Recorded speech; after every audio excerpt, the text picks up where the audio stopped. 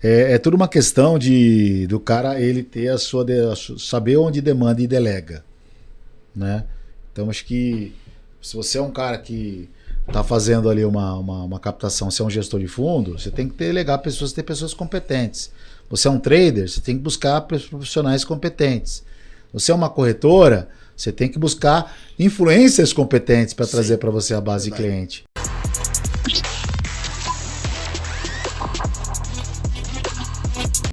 Fala galera, tudo bem? Estamos aqui com mais um Fundo Baú. Você que é FDB já sabe, né? Sempre com ele aqui do lado, Marcos Saravalli. Tudo bem, Marcão? Bom dia! Eu tô bem melhor agora, né? Esperando esse dia tão especial, né? Com esse nosso entrevistado aí, muito querido por todos, né? Hoje vai ser um papo muito bom. Entrevistado que faz parte do nosso ambiente, né, Marcão? Aqui há um tempo já e já tem um tempo de mercado. Ele Chegou o dia, né? Vai falar um pouquinho. Chegou o dia. E uma coisa que o pessoal gosta, você também gosta muito, né? Eu gosto e agora a gente vai aprender, né? Aprender com os professores. É ótimo. Vou deixar ele se apresentar um pouquinho e um pouquinho da vida dele. Marcos Kim, tudo bem? Já tem nome de mestre, né? Você vê? Mestre coreano. Prazer estar aqui com vocês. Obrigado pelo convite. Prata da casa, a gente sempre se encontra aqui nos bastidores do BMC, mas pela primeira vez estou sentado aqui fazendo uma participação de um programa. E obrigado pelo convite. Bom, apresentação rápida, né? Porque tem tanta coisa para falar. Meu nome é Marco Prado e apresento o programa do pré-market, né? Tive essa oportunidade de começar na época do YouTube, por indas e vindas, acabou, né, por motivos pessoais, e parava um pouco, voltava, mas continuo apresentando. Mas eu estou no mercado financeiro já há bastante tempo. E o legal do pré-market da manhã é que assim, ele é um programa que é voltado para o cara que opera mercado mesmo. Porque eu dou um escopo daquela estrutura matinal para quem vai começar o dia, dando uma tradução dos ativos, das commodities, das variações de ETFs, preparando o cara para o mercado, aquela informação para o dia. Então não é aquela coisa genérica, né, que você fala apenas resultado de balanço, porque muita gente não entende, né? Então eu tento traduzir de uma forma simples o que o cara vai fazer ao longo do dia, ou aquelas oportunidades ao longo do dia do mercado, ou não, né? Porque nunca se crava nada, né? Então assim, é basicamente isso. Então a minha história veio do pregão. Comecei no pregão nos anos 90. BMF. Como auxiliar de pregão. Eu não tinha. E nem aquelas historinhas tristes, veja bem, porque tem um monte de gente que tá assistindo aqui também que tá lascado, né? Que não tem dinheiro, origem humilde. Mas eu não tinha qualificação para nada. Eu era feirante, metalúrgico, cara office boy, e não estudei. Não tive oportunidade. E o pregão caiu como uma luva, né? Porque eu entrei em 92 como auxiliar. Aí comecei a fazer boletinha. Aí de boleta você demorava alguns anos para virar operador. Você não virava, você demorava uns anos, né? Até para você pegar prática, entender e ter um abençoado que desse oportunidade para você. Porque era diferente preencher boleta e narrar o mercado, fechar a negociação como um operador. Mas eu dei sorte, cara, porque eu fui muito dedicado, fui bem. Em 10 meses, menos de um ano, eu já havia virado operador. Aí caí na mão de dos clientes ali para operar no pregão, dei conta do recado, aí começou, cara. E no pregão, assim, era muito comum você mudar de casa. Se eu olhar minha carteira de trabalho, o último registro foi em 98, eu acho que de funcionário. Né? É até engraçado que eu estava vendo esses tempos atrás. Mas se você olhar, tem assim, 10 corretoras diferentes que eu passava. Isso não era ruim, porque era aquela história. Você estava numa corretora, aí o cara falava, pô, você opera bem, quanto você ganha? Na época o salário base, R$1.000, né? 94. Né? Puta, vem ganhar 1.200 aqui? Você ia. Aí você operava bem, o outro, você não quer ganhar 1.500? Você acabava migrando de corretora. É claro que dentre essas negociações, você tinha um a mais, né? O cara, aqui você vai ter isso, você vai ter aquilo, tal. Te dava algumas bonificações que valia a pena para você mudar. E também, às vezes, quando você era fixo de um cliente, o cliente ia mudar de corretora. Você ia junto. E te levava junto. Entendi. Porque você era o operador dele. Aí ele só falava pro cara da mesa, falou o seguinte, eu tô indo para ir operar, só que você vai levar o fulano, porque ele é meu operador. Então o cara ia por conta do cliente também, entendeu? E fiquei até o final do pregão, 2009, onde teve o encerramento, mas eu havia saído em 2008 já um ano antes, operando de mesa. Cara, até hoje eu atuo no mercado, opero no mercado constantemente, aí, de várias formas. Fala o nome de umas corretoras aí, meu. Tem algumas Que que eu nem, trabalhava? nem existem mais, né? Cara, eu trabalhei, ó, comecei Mas trabalhando que- na mesma corretora, Aham. que não tem mais. A mesma corretora não tem mais. Depois eu fui para Magliano, corretora Magliano. 001, Essa. Raimundo Magliano, É. corretora tradicional do mercado. Depois eu fui para Next, que era uma ponta do Banco Garantia. Na época, Garantia operava absurdo. Depois eu fui para Quality, que não existe mais. Cruzeiro do Sul, que não existe mais. Depois eu voltei para Magliano. Aham. Aí fui para Dimarco, uma corretora carioca. E fiquei na Dimarco. Mas é uma ponta que operava o Pactual. Então, depois que eu comecei a operar Pactual, aí ficou o Cruzeiro do Sul, ele alternava. E eu ia nessas corretoras operando com a mesa do Pactual, especificamente com o dono do banco. Na época ele era o cara que mandava na mesa. E eu fui ponta dele durante bastante tempo, alguns anos, 4, 5 anos. E depois decidi seguir carreira solo. Aí para você operar por conta própria no pregão, a única opção que você tinha que comprar um título da bolsa Aham. que chamava Scalper. Não sei se você conhece, Pedrão. Sim. Então, aí você comprava um título da bolsa, você tinha que passar pelo conselho, era um título caro. Só que eu não tinha grana, na época eu não tinha dinheiro para pagar tudo, para comprar, não, era muito caro. Eu dei uma entradinha de uma grana que eu tinha feito lá, um dinheirinho, e fui combinando de pagar. Mas antes disso, foram dois cenários, né? Porque realmente eu não tinha grana para pagar, zero, nem entrada. Aí um rapaz, um senhor, tinha um título que ele alugava. Era comum você alugar o título.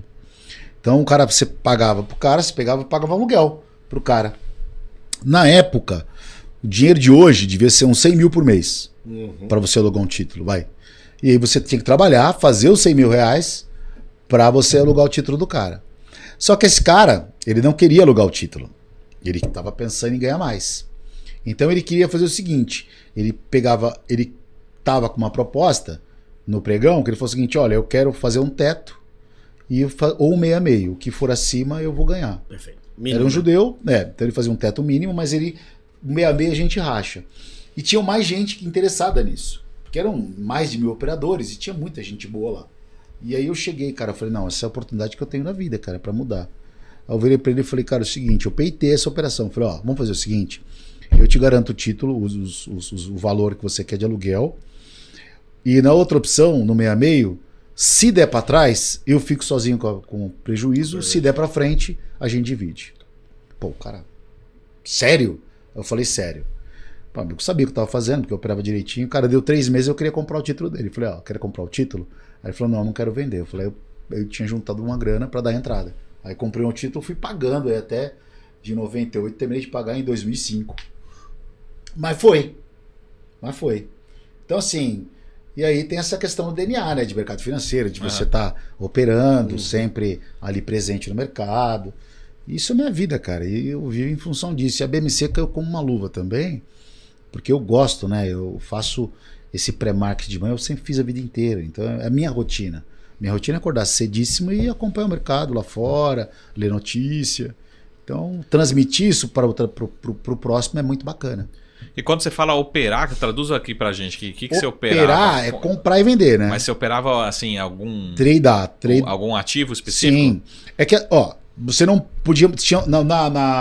Na Bovespa, tinha BMF e Bovespa. Na Bovespa era mercado de ação. Sim. Então você tinha as ações das empresas. No mercado de BMF futuros, você operava dólar futuro, índice futuro, DI futuro, que é os juros, né? Você operava café, você operava boi, no mercado agrícola. E o que aconteceu na Bolsa foi o seguinte, ela surgiu com essa ideia, né, de ganhar esse espaço, e principalmente no mercado de spot, que era o ouro, que tinha negociação na Bolsa lá fora em Nova York, que era como o Banco Central monitorava o dinheiro da época, o cruzeiro, o cruzado. Não era o dólar que o Banco Central balizava hoje igual o dólar, paridade, né, com o real. Ele tinha o spot. E eles criaram um mercado agrícola de café futuro, que era tradicional, né? Mercado futuro de agrícola, café, soja, milho. E o pessoal vinha fazer hedge. Os grandes aí do agronegócio faziam hedges, né? E aí criou o mercado do dólar futuro. Por que criaram o dólar futuro? Porque foi o seguinte, o cara tinha que fazer, sei lá, uma Volkswagen na época, vamos falar que naquela época a indústria de automobilística aqui no Brasil era muito forte. Então a Volkswagen tinha que fazer um pagamento pro Brasil, para todos os funcionários. Aí ele ligava na mesa dos bancos, falava assim, ó, eu preciso trazer o dinheiro para cá. Quanto você me dá a cotação aí para você comprar pro meu dólar virar o cruzeiro? Aí o cara passava uma cotação. Aí ligava pro Pedro. Pedro, quanto você cobra? 5,90. Você 5,70. A você a 5,50. Cada um tinha um spread. E aí o cara fechava no melhor spread para ele, na melhor cotação. Só que o cara chegava na mesa, quando eu tinha esse cliente na mão, o que o cara fazia, o broker da mesa? Ele ligava para as outras mesas e quem via tinha menor cotação e pegava, fazia o spreadzinho para ele, entendeu? Fazia a operação. Então ele pegava de qualquer forma a operação para ele. E o mercado não era transparente. Aí quando a BMF criou o mercado futuro, via roda, era justamente para deixar o dólar transparente e esse fluxo ficar igual para todo mundo. E aí criou o mercado futuro. E depois eles criaram o mercado de juros de DI. Onde o diretor de pregão, o Zé Carlos Branco, o grande amigo Zé Carlos Branco, maravilhoso, o cara que era diretor, ele um amigo meu até hoje, e contou a história que, acho que foi o Maílson da Nóbrega, não sei quem era o ministro da Fazenda da Economia, que foi para lá, quando eles criaram o DI, e ele falou que ficaram conversando e fazer muita pergunta do DI, do dólar, aí aonde o Banco Central começou a fazer a paridade ali de taxa de juros e mercado de câmbio por uma questão de uma criação sem querer do pregão, né? Só que, respondendo a sua pergunta, não era cada um que você não conseguia operar Bovespa, comprar ação. Você não conseguia operar dólar em índice, era roda. Uma roda de capoeira mesmo. O pessoal abriu uma roda, um círculo no meio, ficavam gritando de longe, um negociando. Às vezes a roda fechava porque o mercado esquentava, né? Quando saia número. Então, por conta disso, você tinha a questão de você não poder estar em duas rodas ao mesmo tempo. Então eu comecei operando, pra você ter uma ideia, eu comecei operando DI, os juros. Aí você era especialista. De mercado futuro, atendi o cliente. Só que também é o seguinte, se ligava um cliente pro dólar, tinha que ir pro dólar. Entendi. Ligava o cliente do índice, tinha que ir pro índice. Você poderia fazer. Mas geralmente, os clientes você pegava uma certa proximidade com o cara gostava da forma que você operava, e ele mandava você operar um determinado ativo. Então eu comecei operando DI. Pro Banco Bozano, inclusive. Foi o primeiro cara que me atendeu, o cara, até me esqueço o nome dele, o cara gente boa demais, calmo, era ordens pequenas, né? Então tinha necessidade.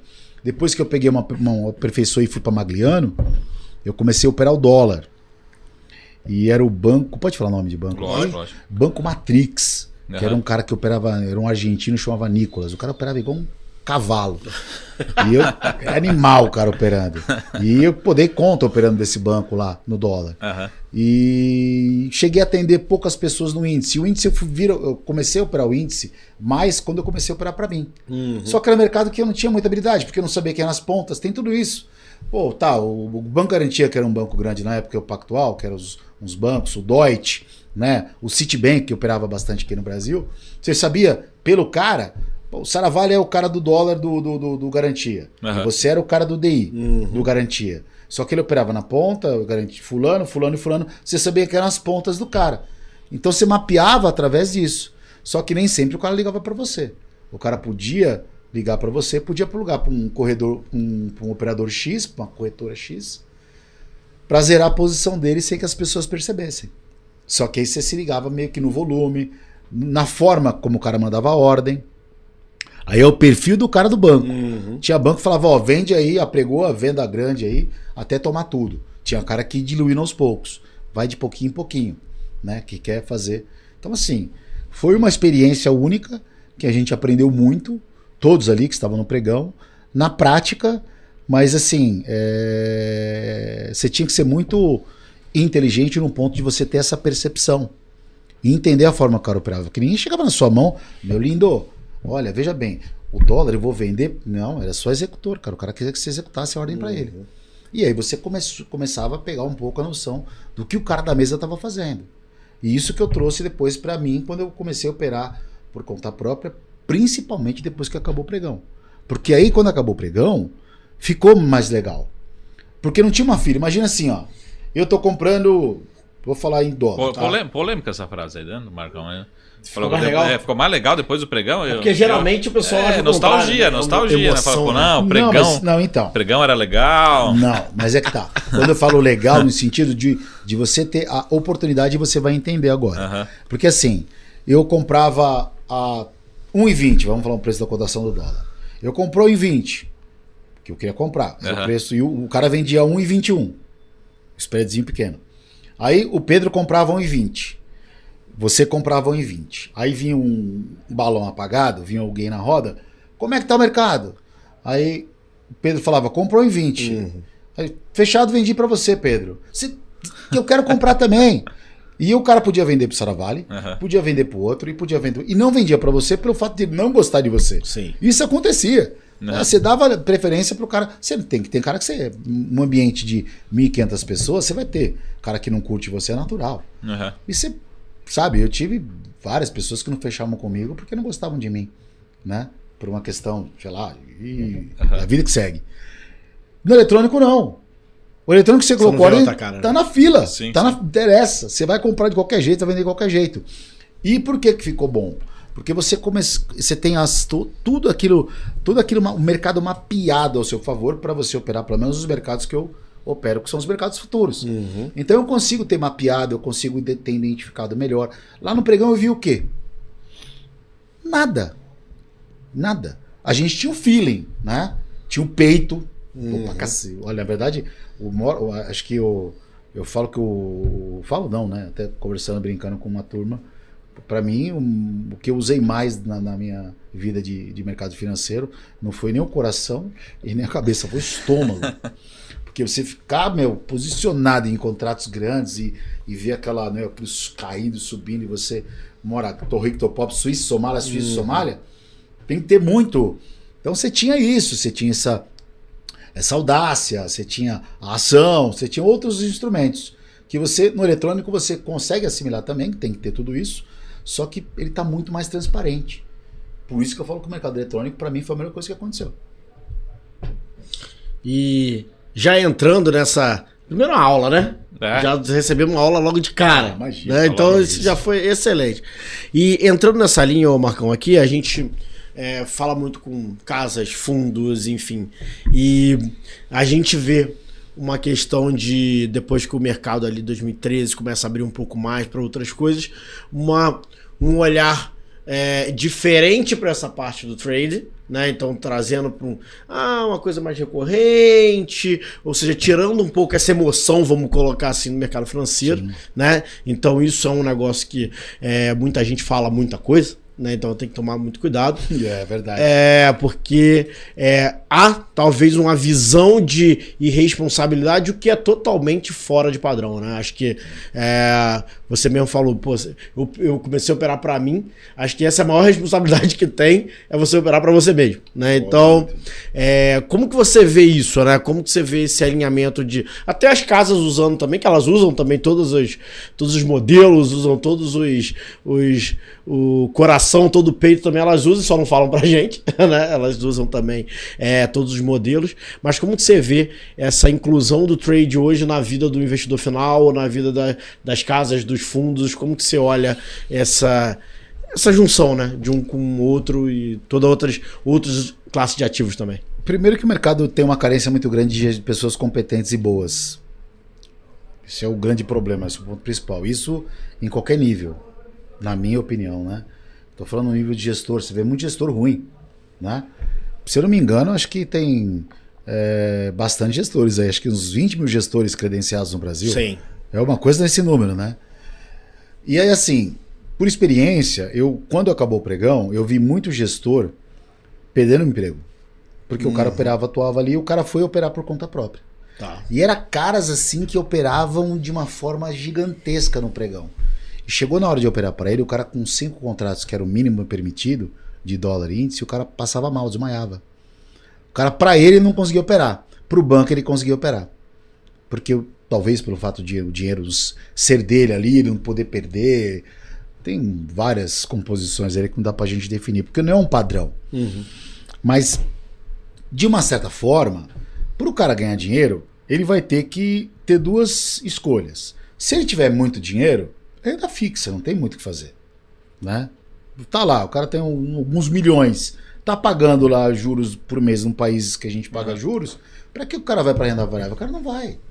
Então fica até difícil para você vender para um cara desse, um portfólio. Aí o cara vai lá para fora, coloca o dinheiro, uma parte lá fora. Mas o cara que tá no mercado hoje em dia, a pessoa que tá no mercado, e tem muita gente que tá entrando no mercado de uma forma com mais preparo em relação à informação, né? Não em relação à execução, pode analisar algumas brechas que o mercado dá de rentabilidade maior. Não é porque o índice Bovespa não subiu que as ações estão ruins. Você pega ações que estão indo bem. O Saravali, por exemplo, tem uma carteira maravilhosa aí que ele sempre recomenda, e não é propaganda, mas por que o Saravali? Ele é especialista em ler o relatório da empresa, ver, né, como é que está o fluxo, e ver tudo isso, né, ver o contexto da empresa para o futuro. Porque você vai olhar para frente. Você pode fazer isso quando você está operando no day trade, por exemplo, no intraday. É um mercado muito bom porque ele alavanca. Então um cara que tem 10 mil reais, por exemplo, ele pode ganhar 10 mil num dia. Mas com muita calma nessa hora, tá? Toma cuidado. Muita calma com esse corte, né? Toma cuidado. Muita calma com esse corte, não vai parar por aí. Porque assim, na época, no pregão, eu só consegui pagar o meu título porque eu operava extremamente alavancado. Extremamente alavancado. Mas eu tava lá e eu tinha saída. Porque a saída do pregão era diferente do eletrônico. O eletrônico, hoje, o cara clica, blum, você fica tela azul. Você não sabe o que faz. No pregão, você conseguia ter saída. Ou bem ou mal, você dava um jeito, você se blindava. Você comprava, já ficava de olho em quem estava comprando para você vender. Entendi. Então, assim, a gente operava alavancado. A gente fazia grana lá embaixo, fazia um bom dinheiro lá no pregão. No pregão. No eletrônico, as corretoras aumentaram mais ainda a alavancagem. Porque você tinha que ter uma margem na corretora para você operar. Você não tinha um stop loss, stop gain. Você nem sabia a sua posição. Você estava ganhando, você estava perdendo. Você tinha, olha, eu comprei mais, vendi, acertei mais, então acho que eu estou ganhando. E pedi o resumo para o auxiliar fazer, mandar numa boletinha que a gente olhava aqui na mão assim, ó, que ninguém podia ver. E sempre que eu olhava, e aí, você, puta, tô perdendo, cara. O cara, esse cara só perde, meu. O cara perde todo dia. E tá sempre aqui. Então você falar que você tinha que falar que tava perdendo. E aí o day trade, as corretoras deram essa possibilidade de alavancagem pro mercado depois do eletrônico. Por quê? Porque cobrava corretagem, tem os custos, tem a coisa do RLP, que é de graça, que de graça não é nada, né? Porque isso virou um puta mercado para as corretoras.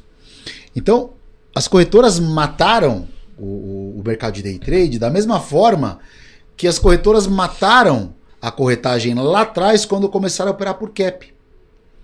Porque o Garantia operava nas corretoras e o Garantia chegou numa hora que deixava uma fortuna de corretagem. Aí chegou uma hora e falou, não, chega. A corretora, pra corretora trazer o cara, porque o mercado se prostitui demais, cara, os profissionais de mercado. A corretora, pra você ver hoje como é a concorrência, tem sentido. Aí eles migram para influenciador, que não tem nada de mercado financeiro, para trazer cliente. Banalizou. Só que aí é o seguinte, por exemplo, antigamente, o Garantia falava assim, ó, o Banco Garantia falava, um broker, falava, não, vem para cá que se a gente faz um teto, eu me lembro que era 25 mil reais. Você opera por 25 mil. O Garantia, ele foi nas corretoras, as pontas, as várias pontas que ele operava, ele queria pagar 25 mil reais, senão ele não operava. E isso foi fazendo em todos os clientes. Todos os clientes operavam por teto. Vou pagar 25 pau e opero quanto eu quiser. E isso diminuiu muito a receita. E as corretoras fizeram a mesma coisa, deram um tiro no pé, porque elas foram diminuindo a corretagem zero, custo zero, tudo zero. Quem cobra essa conta? E quando você tem muita coisa de graça, o produto é você, né? Então, essa questão do mercado acabou atrapalhando muito. Mas, assim, eu espero que venha uma safra boa agora de mercado financeiro, né? Talvez venha uma safra um pouco melhor aí, já que a gente está falando de inteligência artificial. Então, talvez os programadores possam ser melhor que os traders. Porque o que se fala de mercado financeiro hoje aí, na minha opinião, o que eu vejo, pô, eu posso falar com propriedade, né? Eu tô com muito tempo de mercado. É cada absurdo, cara. É cada absurdo. Primeiro que eu não acredito uma palavra que esses caras falam. Já não acreditava se eu fosse um cara que fosse leigo de mercado. Mas eu olhando aquilo, eu vejo esses grandes influenciadores que, sabe, que falam de mercado. Pergunta, tá, beleza, amigão, qual é a sua posição? O cara não tá comprado em uma ação. O cara não tá comprado em nada. Porque ele fala daquilo como que o BDR, Brazilian Depositary Receipts, é lindo, né? Falar em BDR, né? Comprar ação da Google, da Microsoft, Nvidia. Você está comprado em quanta ação da Microsoft? 0. Então, quando a gente começa... A gente tinha uma brincadeira, principalmente no pregão, né? Quando o cara começava a dar muito palpite, falava, irmão, qual é a sua posição? Não tô comprando. Então cala a boca, mano. Você tá comprado, tá vendido. Tá tomando risco aonde, né? É. Então acho que isso que banalizou bastante. E a gente tem algumas, né? É igual o cara que fala pra empreendedor e tudo, mas não teve empresa, né? CEO de MEI. CEO de MEI? Tá cheio de CEO de MEI. Nunca teve empresa na vida, cara. Não, vou fazer aquilo. Não, aí o cara abriu uma MEI. Não, eu sou o CEO da Promation, falou o nome bonito lá. Pô, o cara abriu uma meizinha lá. Não, que a minha startup... Ainda tá ralando ainda. Olha, nada contra que começasse. Tem que começar, né? Tem que começar, nada contra. Eu acho que tá tudo certo, tá tudo válido. E cai quem quer, né? Agora, o mercado é assim, para grana, você tem que pagar para você ter um bom atendimento, você tem que pagar. Tá. É simples, acho que a conta é essa, afinal. Você não precisa pagar um absurdo, mas você tem que pagar uma consultoria. Veja bem, não vem de graça minha corretora que eu vou te dar as ações aqui. É igual moda, ação da moda, por exemplo. Quando tá todo mundo recomendando uma ação, eu quero pular fora. Quando todo mundo fala, puta, é para vender, eu acho que eu não gosto de operar nessa... Eu nunca gostei nessa tendência de mercado. Então o meu próprio operacional de mercado hoje diário, eu entro quando o mercado vai exaurir. Quando eu vejo que compraram o dólar, compraram, tá todo mundo comprando e fico lá esperando. Eu falei, não, tudo bem, espera a hora de vender. Vende, aí sai todo mundo... Aí você pega a amplitude maior, né? Mas assim, não dá pra você ser cético e falar que não tem gente boa. Tem muita gente boa no mercado, porra. Tem. Mas assim, vamos falar de proporção. Tem muita gente boa, porque o mercado é grande. Mas eu acho que de cara de gestores hoje, de mercado financeiro, eu acho que falar que 5% são bons e o resto é cara que tá tomando pau. Tanto que você vê o resultado de fundos aí nesse ano, né? São caras que pegaram um movimento lá atrás, mas cara bom mesmo assim, são poucos. Mas você atribui talvez uma falta de experiência, talvez não, porque tem muitas pessoas que estão há muito tempo aí, ou de reinvenção mesmo, o cara não conseguia enxergar para se reinventar. Que você mesmo falou, pô, o pregão eletrônico é muito melhor. Você poderia falar, cara, não, pô, nunca me adaptei ao pregão eletrônico, era melhor lá atrás, como o saudosismo, como o Marco falou, né? Mas o que você olha assim mais nesse sentido? Putz, aí entra tudo, né? Tem um grande gestor aí no mercado financeiro que passou por um problema familiar e o fundo do cara tá horrível. E foi esse o problema, realmente, foi familiar. Familiar. O cara passou por problema familiar e o fundo do cara, que era um dos maiores fundos da história, o fundo do cara foi, assim, tá bem ruim. Tem o fato de o cara não se reinventar e tem o principal, que é o fato do cara não zerar a posição e ficar amarrado na posição. Eu aprendi isso, não me ensinou, tá? Eu vi o André Esteves, pode falar o nome, não sei, pode falar o nome? Lógico. Eu vi o André Esteves é o cara que eu admirava no sentido de... Nunca foi um cara que nunca foi meu mentor, nada, zero, tá? Só observação. Eu não tenho apreços também, mas não tenho nada contra nem a favor. Era o cara que, ele estopava. Ele não tinha dó de zerar a posição. Ele não tinha dó, tanto pra cima, pra frente quanto pra trás. Ele não tinha dó. Ele zerava e errava a posição. E aí teve um episódio dele também com um outro amigo que era ponta, um grande amigo meu da Visão, que operava DI, os juros, e eu fui querer fazer uma graça para ele. E naquela época eu tava falando de gráfico. Aí esse meu amigo chegou para ele e falou: tem um ponto aqui no gráfico, no DI, no 70. Acho que meu mercado daqui não passa. Aí ele virou: como é que tá o mercado? 65, toma tudo. Como é que tá? 67, toma. 68, toma. 70, toma. 81, toma. 90, toma. Aí que puxou os 100 pontos daí. Ele falou: irmão, deixa eu te falar uma coisa pra você. Esquece isso de gráfico, isso é uma palhaçada. Mas buja bem, peraí. Aí olha o corte. Pelo amor de Cuidado Deus. com mais corte, Audiência. Você tá aqui, cuidado com o corte, hein, velho? Cuidado com o corte, hein, meu. Você vai, pelo amor de Deus. Eu acho o gráfico legal. Tá. É um bom balizador. Pô, lógico que é um ótimo balizador.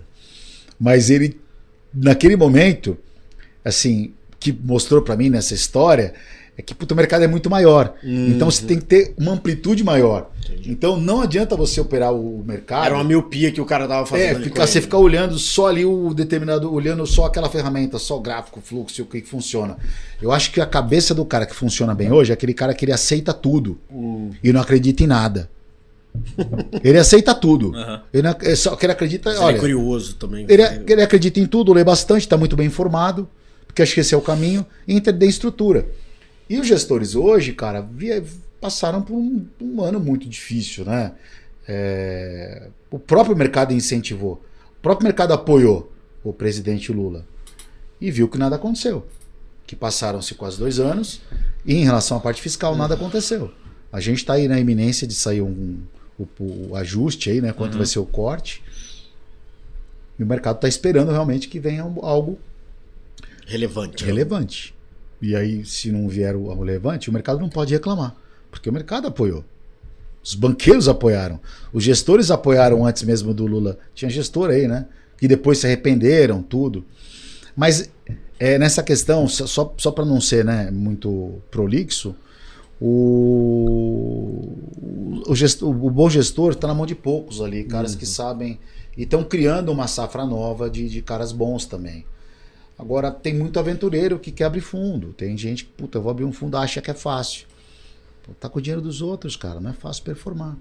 Então, assim, é isso que esse é o caminho. E aí, acaba dando muita decepção, trazendo o cara... Você vê, por exemplo, o cara pro day trade hoje em dia. Se você falar pra mim, cara, se perguntar, olha que eu vou te falar isso, hein? Isso não precisa nem de corte. Se você perguntar pra mim se quero fazer day trade, eu falo, não faço. Não, pula fora, cai fora. Roubada. É roubada. Porque eu não sei qual é o caminho de entrada que vai ter do cara. Se o cara vai chegar, vai pegar... O cara primeiro, aí eu vou falar pro cara assim, você vai olhar quem? Vai seguir quem? Vai aprender com quem? Eu acho que as pouquíssimas pessoas que eu conheço que ganham day trade, as pouquíssimas, que estão na palma de uma mão, não, de 2, vai, no mercado, são completamente low profile. Entendi. Não fala de mercado. Então... Assim, eu tenho amigos que dão curso, que eu respeito, gosto bastante, né? Mas eu sei que eles dividem a receita, a tarefa deles, e estão certíssimos. Entre o ensinar, que ganham, e operar. Não significa que ele só ensina e não opera, ele opera também. Mas ele tem aquela receita, ele tem aquela parte do tempo para fazer o vídeo, para fazer aquilo e tal. Então você percebe que o foco principal do cara não é o day trade. O day trade é o plus. Aí você vai falar pro day trade, quero fazer day trade, mas eu tenho minha graninha aqui, eu tenho o meu trabalho. Quero tentar. Puta, legal. Pega uma fatia, pedacinho ali de mínimo e vai fazer na brincadeira. Agora, migrar, largar uma profissão para operar mercado financeiro, só se você estiver muito consistente no que você vem fazendo já. Só se você tiver já uma trajetória longa, aí você vê que realmente isso possibilita. Agora, começar do zero, pior que é infelizmente, porque tem muita gente desempregada. Eu vou começar no quê? Muito moleque começando, eu vou começar no quê? Tá ali na tela, né? Tá fácil, faço de cueca de casa. Acordo de manhã, tomo um café lá, pijamão e ligo a minha tela e vou operar. Tá fácil, né? Agora eu vou alocar o quê? E dinheiro em montantes grandes, para você fazer dinheiro com investimentos mais swing trade, na ação, você precisa ter grana. Porque você com R$1.000 na Petra... Swing... Não faz nada. R$1.000 na Petra tem que valorizar 100% para você ganhar 1.000. Agora você com 1 milhão na Petro, então pro cara, day trade é pro cara ter oportunidade de alavancar com pouca grana, mas com o pé no chão, entendeu? Acho que é basicamente isso. Acho que eu causei pra caramba aqui, meu. Causou audiência, né? Importante é isso. Ô Marcão, eu não sei se a palavra certa é essa, mas fazendo aqui não é nem provocação, é uma polêmica mesmo.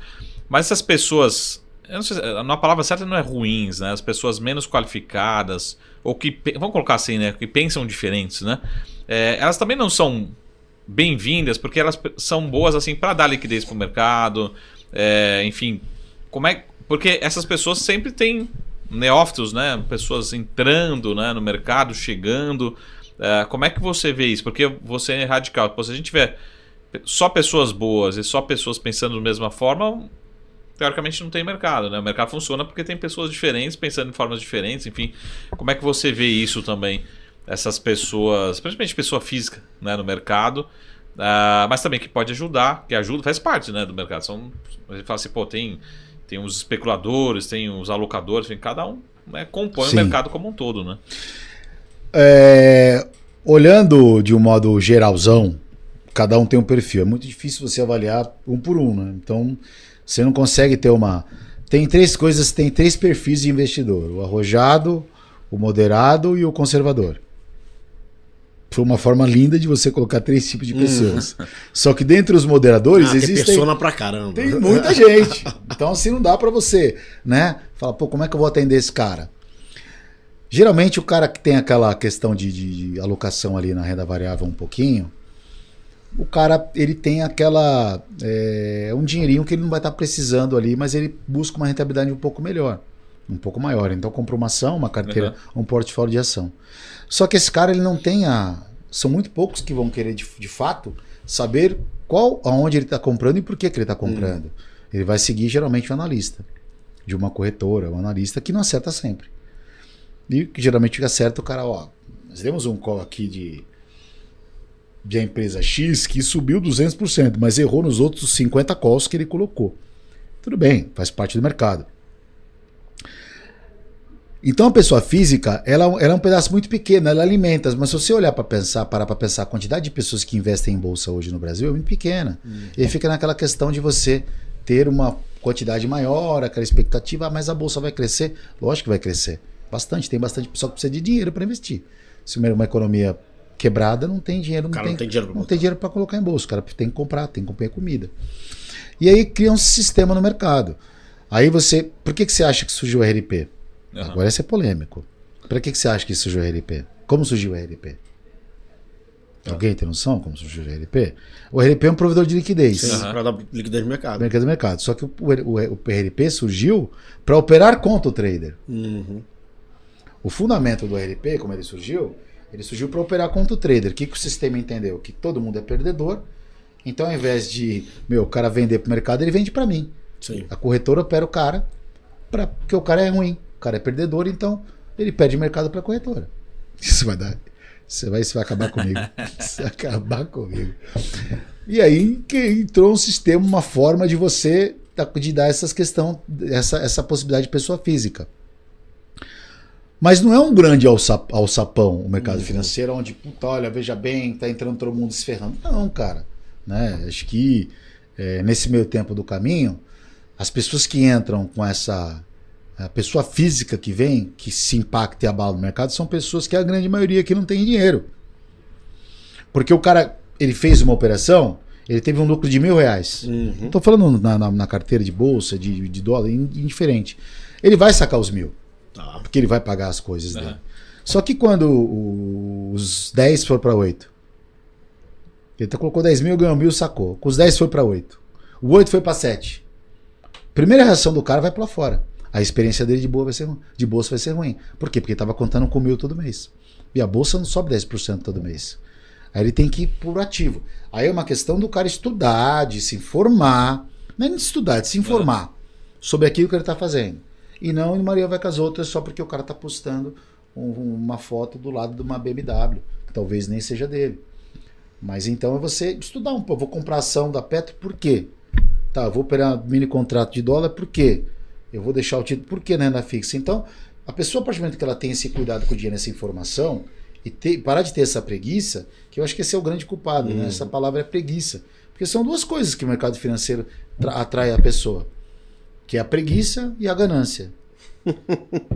O cara quer ganhar dinheiro sem fazer nada. Preguiça e ganância. Atrai muito, né? Então, o cara vai se estrepar de qualquer jeito. Então, assim, aí, só para finalizar o assunto da RLP, para não gerar também falar que corretor é toda filha da mãe, eu entendo que o RLP é muito bom. Ele é muito bom, porque ele me dá liquidez. Ele dá liquidez para mim, dá saída para mim. Então, ao mesmo tempo que eu falei que é negativo para a grande maioria, para mim é muito bom, para mim é ótimo. Eu tenho liquidez no mercado. Até eu tava operando uma corretora, o cara me chamou e falou, pelo amor de Deus, cara, desliga o seu RLP aqui, sai daqui, porque você tá matando meu RLP. Aí você tem que... Enfim. Então, assim, quando você tem essas... Mas é fácil falar do lado de cá com quem tem mais de 30 anos de mercado. É fácil falar. Ah, você sabe as manhas, igual você sabe o que você faz.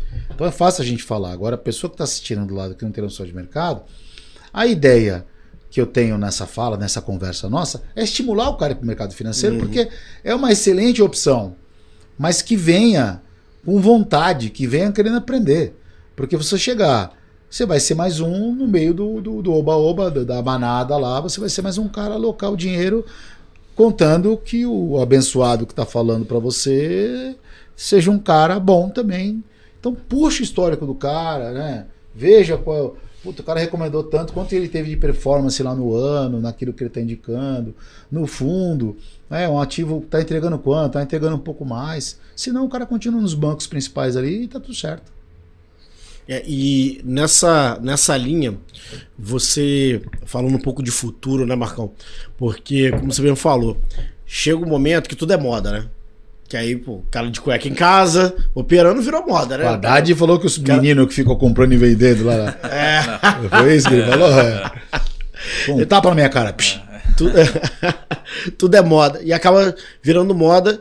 E assim, como talvez o Marco tenha puxado ali também, é ruim, ao mesmo tempo é bom, porque também dá evidência para aquilo. E quem faz direito fica em evidência também. É importante isso. Sim. Acho que todo formato é isso. E o Brasil também, a gente sabe que sempre passa ali por momentos que outros países já passaram, né? Outras referências. Vamos falar, geralmente Estados Unidos, né? Nesse caminho. Você vê ainda a galera nova boa, um futuro ainda muito grande, e aí colocando um pouquinho da IA que você falou junto, que eu queria que você falasse também um pouco disso, junto desse business ali, você ainda vê um caminho muito forte e até uma seleção natural, fazendo com que o trader, né, de day trade, vamos colocar assim, comece a ser uma coisa mais robusta? Talvez até para todo o mercado? Eu acho que... Você vê uma depreciação, mais depreciação do que uma robustez ali o digital tem atrapalhado bastante, eu vejo uma depreciação, porque as pessoas que são boas de mercado, elas têm alcance muito baixo. Então, você não consegue acessar um cara bom de mercado. Às vezes o cara não tá nem na internet. O cara tá até fazendo um trabalhinho, tentando fazer uma comunicação, mas ele não tem valor. Porque o que acontece? Primeiro que quem tem uma base grande hoje, o cara que tem uma quantidade de seguidores gigantesco, e ok, perfeito, fez um trabalho bacana digital. Mas não significa que ele, né? A gente sabe que a grande maioria não conhece de mercado, mas fala de mercado. Isso, muita gente. Muita, né? Muito, mas ok. E aí... Quando você parte para um lado e você ir para o caminho seguinte desse cara que está ao alcance mais fácil, você não enxerga outra pessoa. Só que esse cara que está com nossa mídia, que está nessa base gigantesca, ele está oferecendo tudo de graça. Ele não cobra nada de você. Ele te dá o curso de graça, ele dá tudo de graça, porque ele já tem, né, um outro sistema, um ecossistema dele produzindo receita. E aí quem, de certa forma, está ali tentando fazer um trabalho um pouco melhor, não tem esse alcance. Aí o cara fala, para que eu vou pagar para esse senhor aí? Vou pagar para esse Zé Ruela, se o outro cara que é o pica, que tem um monte de gente seguindo, tá me dando de graça. Então, nessa retórica, a gente imagina que tende a piorar nessa questão do day trade. Do day trade, intraday, deve só alimentar mais gente. E hoje tem muita rotatividade do day trade, estou falando especificamente, é mais o cara entrando e saindo, aquele moedor de carne ligado, o cara entra, fica 3 meses, vem outro, fica arrumando gente nova para a experiência. Aí o cara consegue uma grana. Então é uma questão de realmente um pouco complicado. Agora, do mercado do modo geral, né, com essa questão de inteligência artificial, de automações de ordens, copy trade, isso pode separar o joio do trigo. Porque aí você vai ter uma série de pessoas interessantes que produzem uma capacidade daquilo que é no poder de performar o dinheiro do outro, mas ao alcance de todos. Então, essa turma toda, ela vai continuar arrebanhando pessoas, só que elas vão perdendo cada vez mais credibilidade, porque elas de fato não entregam nada. Porque no final, no resumo das contas, o mercado financeiro é dinheiro. Né? O mercado financeiro é resultado. Então, quando você entrega, por exemplo, hoje eu estava conversando com um pessoal de uma plataforma gringa, inclusive hoje mesmo, estava batendo papo com eles, o cara apresentou uma plataforma para mim que tudo baseado em que você só, Você só aperta um botão, faz tudo sozinho para você, te dá um track, quanto você vai ganhar lá na frente. Então, tá cobrindo muita gente que tá aí, tirando também muita gente do mercado financeiro, muito assessor de investimento, porque até pro próprio assessor de investimento também é vendido uma falácia, né?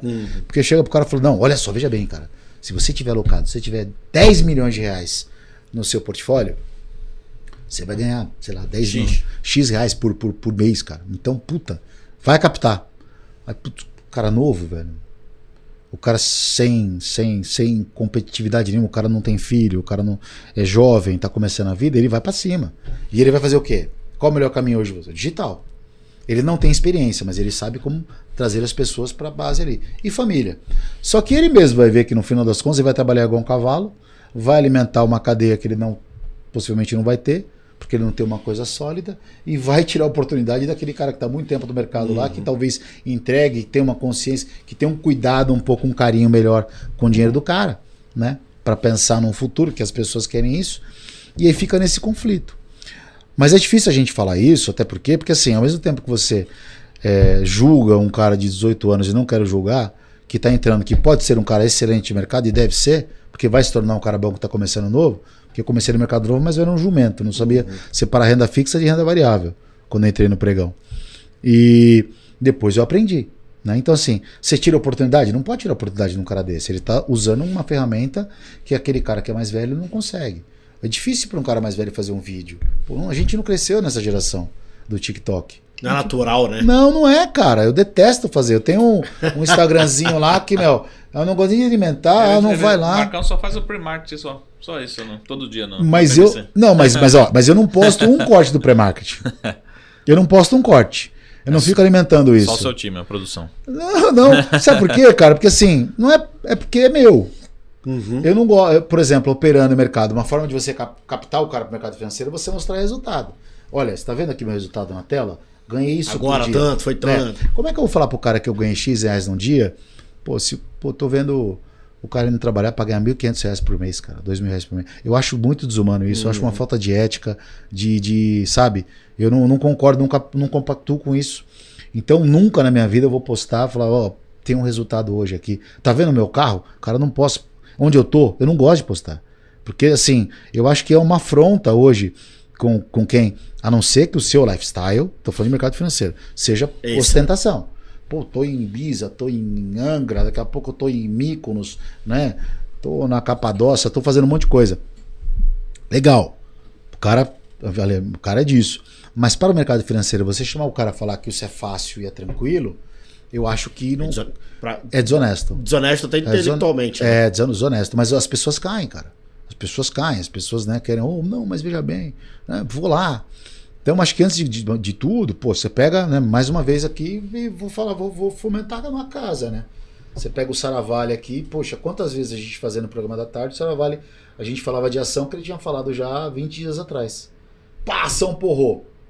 Mas, que hora que ele acordou da manhã ou passou o final de semana dele deixando lendo e estudando o ativo para poder passar pro cara de graça, porque se ele cobrar por uma consultoria, o cara não vai pagar, porque ele tem isso de graça em outros lugares, só que pelo contrário. Eu falo, perdi essa oportunidade, porque ele está atrelado num cara que está numa corretora, que também recebe um salário. Mas o melhor caminho de mercado financeiro para o cara que quer prosperar no mercado financeiro, a minha dica é o seguinte: arrume um emprego numa corretora, numa instituição financeira, para você poder aprender e ao mesmo tempo você vai conseguindo operando, vai fazendo suas coisas. Esse é o melhor dos mundos. Você chegar hoje, do nada, tirar o jaleco de dentista, de médico, de advogado, porque você cansou da profissão e quer ingressar no mercado financeiro, é a maior cagada do mundo que você faz. Marcão, falando de mercado, inclusive, você acha que pro segmento de trading, quando você trabalhava lá no pregão, a gente tinha uma porrada de corretoras aqui no Brasil, né? Aí veio diminuindo e agora a gente está começando a ver algumas corretoras abrindo, até principalmente de assessoria de investimento, virando corretora. Você acha que para o mundo do trade tem espaço para termos novas corretoras no Brasil? Pô, pelo que se ganha de dinheiro hoje no mercado de trader para corretora, tem. Porque o mercado de trader, ele não era rentável. As corretoras tinham que ter na prateleira um tempo atrás, alguns anos atrás, porque era produto. Atrativo, produto. Aquele bonequinho feio lá na prateleira do leãozinho desdentado tinha que estar lá. Uhum. Para o cara chegar lá, não, produto eu tenho trade. Só que hoje o mercado de futuros, o mercado de trade é um mercado muito rentável para a corretora. Né? Então, tem espaço para crescer bastante, cara. Muito, muito. Se eu tivesse oportunidade hoje, tivesse condição financeira, montar uma corretora cara de estrutura e saúde, montaria uma corretora tranquilamente para trade. E aí tentaria, né? Tentar me diferenciar como? Alimentar a base, estruturar a base, né? Pegar a base. Cara, porque, por exemplo, eu recebi uma proposta de um cara que tem uma base gigante para o meu time operar o copy do cara. Copy trade, aquelas operações que estão espelhadas. O cara falou, não, putz, eu tenho uma base gigante aqui que eu quero aumentar, mas eu não consigo performar, porque o cara não opera. Ele não é de operação. Não, o cara é do digital.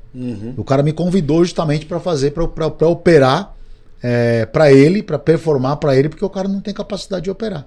Só que esse cara tem uma legião de pessoas que estão vindo pro trade. Eu quero entender se ele performar, ferrou de vez. Aí não, ele vai mandar muito bem. Não, esquece, é a vitrine. Então hoje é o seguinte, o cara tem que estar lá, dar cara a tapa. Então, para você que quer entrar no mercado, só vale assim, se você chegar um cara hoje, você quer aprender uma profissão nova. Pedrão, se você quiser aprender uma coisa nova, qualquer coisa na sua vida, eu acho que pelo menos o cara que está disposto a aprender para te ensinar, ele tem que pegar a cadeira e colocar você do lado. Só assim funciona. Só assim. Aquelas palestras com 2.000 pessoas, com 3.000 pessoas, que você está falando ao mesmo tempo com 3.000 pessoas, se você não pegar na mão de um por um, não vai. Em qualquer profissão. E no mercado financeiro principalmente. Então hoje o cara tem essa possibilidade. Só que, de novo, né? Como que você faz? Tá, como você opera? Mostra a sua tela para mim, compartilha no Zoom e você vai me narrando o que está falando, o que você está fazendo. Então o cara tem hoje em dia esses acessos. Só que o cara vai, eu vou num produto gigantesco com um monte de gente e tal. O cara, difícil, né? Mas o espaço para trader aqui no Brasil são 2 espaços, tanto para corretora, Saravali, para ter corretoras focadas em trade, tem umas 2 corretoras que estão focadas nisso, quanto também para o próprio cara que está querendo operar. Que é um mercado, a gente vai ter volatilidade em 25, em 26. Não para. Não para. Volta do mercado com PT à vista aí, por questão, né, fiscal, até mesmo com o mundo lá fora, Trump se for eleito, vai taxação em China, retaliação sabe, o mercado vai ser aquele mercado volátil, sobe e desce, sobe e desce. E aí, mais uma vez, a gente fala que tem bastante gestor ruim e tem gestor bom, mas mais uma vez, até pro gestor bom, mais uma dificuldade de performance. Desafio, né? Mais um desafio de performance. Quando eu falo de gestor assim, o gestor teve um desafio muito grande, né? Só vou voltar isso não ser, e também não ser injusto, né? Porque tem muito gestor começando que está, né, cambaleando também, e com certeza esse cara vai ser bom, porque ele vai aprender no mercado, não tem como. Tudo que você faz, onde você pega, ele vai pegar manha, né? E vai parar de tomar pau. Porque os caras que estão, os macacos velhos de mercado, estão tomando cacete. Então tem desafiador, mais um ano aí para gestor aí, para fundo, vai ser uma briga de cachorro aí. É na hora do cara ir mais, talvez, pro micro ali, ficar bem mais próximo ali. Cara, se eu tivesse hoje uma carteira de gestão, eu alocaria tudo no fisicão ali, pegava uma receita, uma parte ali, ia por uma renda um pouco mais agressivo para performar mais, porque senão eu não vejo alternativa. Senão vai ser feijão com arroz. E o feijão com arroz não dá mais. Juros subindo, lá fora juros caindo, vai para operar o quê? Então, pega uma parte da mesa lá, pega uns caras bons de variável lá, contrata gente boa de variável e vai performando na variável lógico, com meta, compliance, né, com tudo bonitinho ali, com risco, e vai fazendo isso. E vai conseguindo entregar um pouquinho de performance para isso. É uma saída. O problema é encontrar gente boa que opera aqui para variável.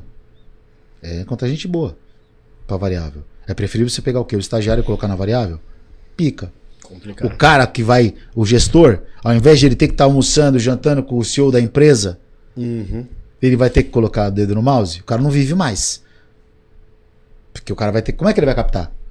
O gestor bom é o gestor que vai almoçar com o CEO da empresa, vai lá visitar uma indústria. É o papel do CEO. E ele chega para os caras na reunião: olha, gente, ó, vamos para cá, vamos para lá, direciona o cara. O maestro. Seu papel, né? Maestro. Eu vejo assim, né? Eu vejo assim. Nunca fui gestor, assim, de uma instituição grande. Mas eu vejo assim. E pegar um valorzinho, falou, fulaninho, brinca aí brinca entre aspas, né? Faz uma posiçãozinha de dólar, faz uma posição de futuro, faz um compilado aí pra gente tentar performar mais. E olhar, né? E sempre olhar não, né? E ter um risco olhando isso, monitorando, como o banco faz. O banco tem monitorando lá o risco liga para você e fala, meu irmão, zero isso aí. Zero. Igual teve a história de um gestor grande aí que perdeu 7 bi no mercado aí há uns anos atrás. Fez uma posição, tava perdendo 4 bi, aí voltou para 2 positivo, o cara não zerou, o banco zerou. Não, o banco estopou o cara e mandou o cara embora. Mas é um excelente. E o cara hoje é um excelente. É um bom gestor. Pegou o momento ruim do mercado, fez uma análise, não estopou. E o cara é um gênio do mercado. Você vê que, né? Uma gestão de risco aí faz toda a diferença. E pra gente. Aqui a gente vai alongando e já tá na hora, né? Pra gente encerrar, eu acho que vale muito a gente entender, e a gente fala muito isso também, quem trabalha no mercado financeiro, principalmente com cliente final, enfim, que a gente sabe que também tem que ter uma capacidade ali de continuidade, que muita resiliência, mesmo sendo algo que no começo parece ser muito, muito efêmero, né? Só tem que você ver o quanto de resiliência que precisa ter. Sim. Cara, se não tomar porrada é muito difícil você criar casca, né? Então, assim, você não cria, cara, é muito difícil. O cara que fala que entrou no mercado e nunca perdeu, é complicado, né? Muito tempo, né? Nunca passou por situações que, pô, você não sabe nem como reagir naquele momento, né? Fica congelado. Fica. E pessoas experientes pra caramba ficam bem congeladas, né? Que era do Marcos Carvalho. Mas, ô Pedro, só pegando o gancho que você falou agora, é tudo uma questão do cara ele ter saber onde demanda e delega, né? Então, acho que se você é um cara que tá fazendo ali uma captação, você é um gestor de fundo, você tem que ter pessoas competentes. Você é um trader, você tem que buscar profissionais competentes. Você é uma corretora, você tem que buscar influencers competentes para trazer para você a base de cliente. Então, e tem para todo mundo. Só que no fundo, no final das contas, o que manda é o relacionamento. É isso.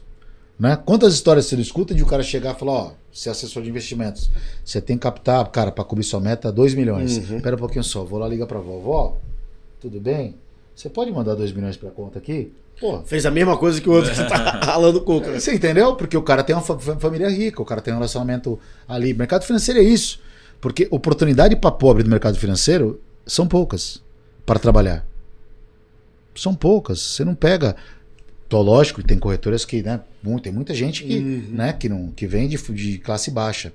Mas esses cargos de alto escalão em corretoras, de bancos, é tudo de família. É normal. É parte do jogo, entendeu?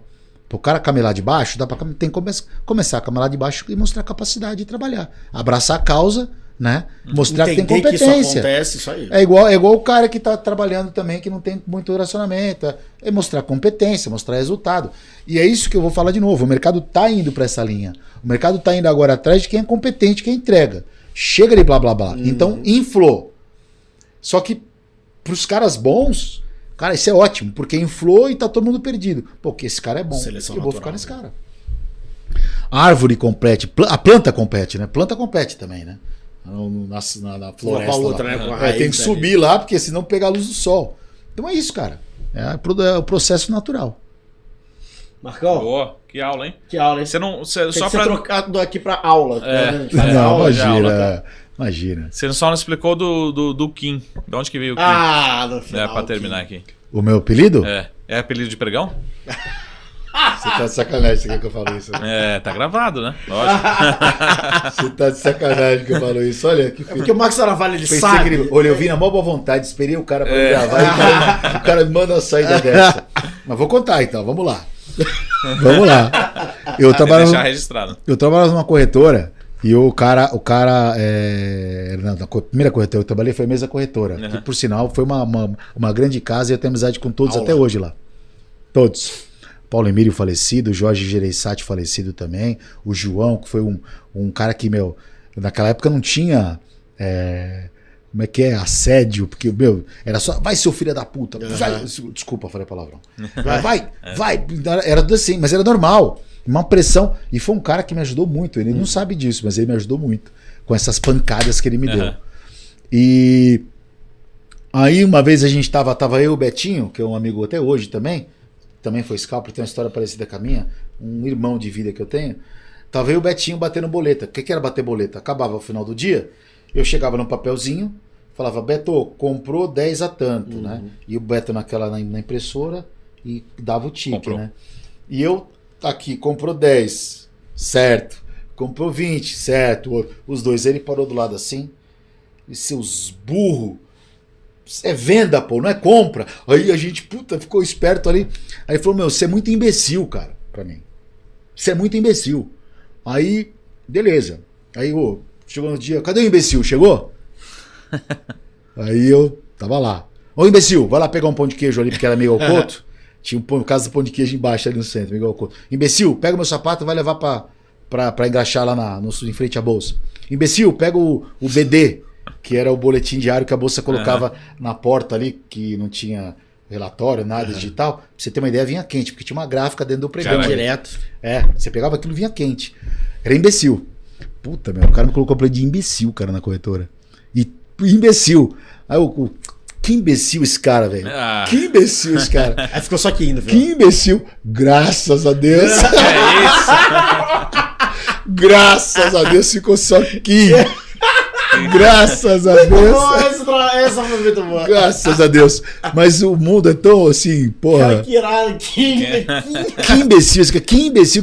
Que graças a Deus ficou só aqui. E tem muita gente. Depois deve ter associado que é o Kim imbecil. Aí depois acabou, ficou Kim. Aí. Assim, e tem muita gente que deve me achar imbecil, natural, porque não se agrada a todo mundo. Mas o que fica de lição pra mim, e o que a gente tava conversando, que o sapo não é tão amargo. E eu engulo sapo até hoje na minha vida. E isso foi o grande motivador para eu tentar ser um cara melhor. Porque o cara que me colocou o apelido, eu queria provar para ele que eu não era imbecil. E tanto que, cara, quando eu fui sair 10 meses depois da corretora, para mim, assim, eu cheguei para sentar com ele e falar para que eu tava saindo para Next, para Magliano, perdão, para ganhar 4 vezes mais. Eu ganhava um salário mínimo na época. Eu fui pagar 4 salários mínimos lá. Aí eu sentei na mesa com ele e falei, olha, eu não sabia nem falar, porque era moleque. Eu falei, não, então, eu tô vindo aqui pra falar que eu vou sair. Mas dentro de mim, é tipo assim, tá vendo? Tá vendo, imbecil? Tá saindo aqui pra outro lugar e ganhar mais. Aí ele virou e falou assim, então você não quer nem negociação, você quer sair? Eu falei, olhando pra mesa, né? Não, quero sair. E eu saí de lá, cara, e aí graças a Deus, peguei um foguete no mercado e até hoje eu sou grato a ele. Porque o cara me deu força pra continuar. Então, assim, é na hora que você tá lascado lá também, dependendo do ângulo, você pode, né, se reinventar e tá refazendo, assim como eu me reinventei fazendo a BMC. Eu me reinvento o tempo todo. Então, pô, um senhor de 51 anos de idade, cara, tô aí com a molecada, tô aí conversando, me reinventando. A vida é isso, cara. Mas obrigado por essa, viu? Muito bacana. Mas pior que eu não sabia mesmo, sabia? Sabia. Mentira! É verdade. Não, sempre tive curiosidade. Legal. Muito, muito bom. Essa podia cortar, não podia passar não. Essa vai ser legal, essa vai ser legal, hein? Pô, mas, Marco, obrigado demais aí. Irmão, cara. Valeu. Poxa, passa muito rápido, hein, meu? Passa rápido mesmo. Merece o 2, né? Muito bom. Merece, né? Esse não, merece o 2. Mais uma aula. Vai entender mais apelidos. Muito obrigado aí vocês, viu? Só agradeço também a sempre parceria e são pessoas que eu tenho bastante... Eu quero bastante bem. Ótimo. Galera, já sabe, né? @FDB_ no fundo do baú. Um abraço.